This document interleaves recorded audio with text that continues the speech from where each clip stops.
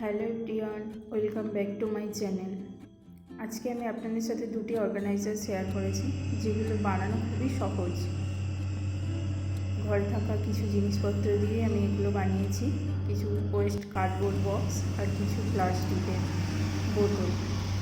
এগুলো আমার খুবই প্রয়োজন ছিল ক্রাফটের সামান রাখার জন্য।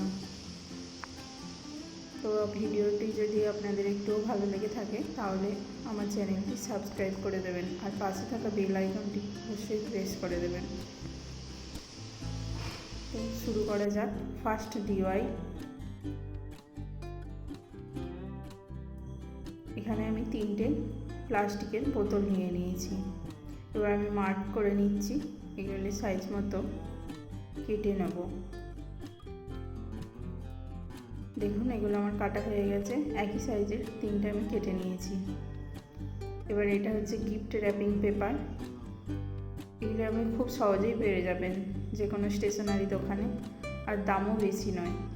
তো এভাবে আমি এটাকে মুড়ে দিয়েছি, এবার গ্লু দিয়ে স্টিক করে দেবো।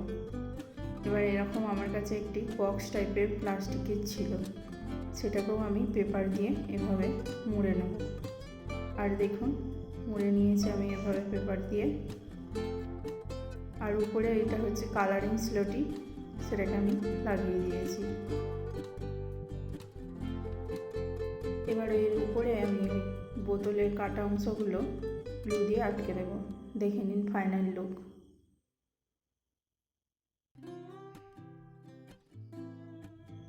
কেমন হয়েছে অবশ্যই কিন্তু আপনারা কমেন্ট করে জানাতে ভুলবেন না।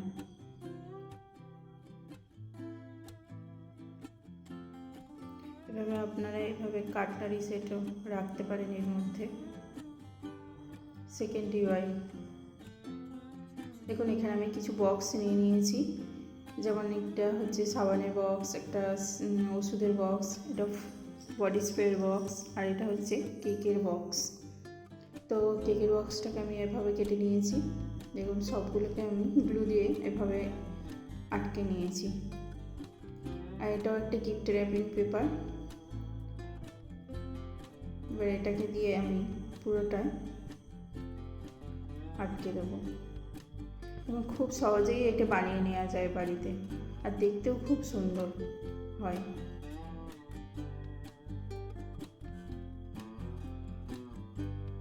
এভাবে দেখুন আমি গোটাটা এবং এই পেপারটা দিয়ে এভাবে স্টিক করে দেবো।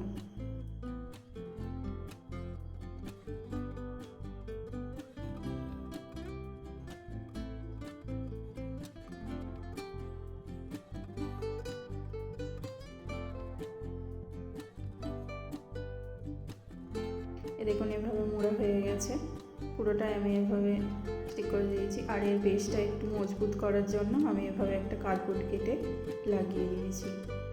এবার দেখে নেওয়া যাক আমি এটাকে কীভাবে অর্গানাইজ করেছি। দেখুন এর মধ্যে আমার অর্ধেকের বেশি আমার ক্রাফটের সামান সব কিছু ধরে গেছে। ব্রাশ, পেন, কাগজ, কাঁচি, সেলোটিপ, মাস্কিং টেপ সব আমি এর মধ্যে রেখে দিয়েছি।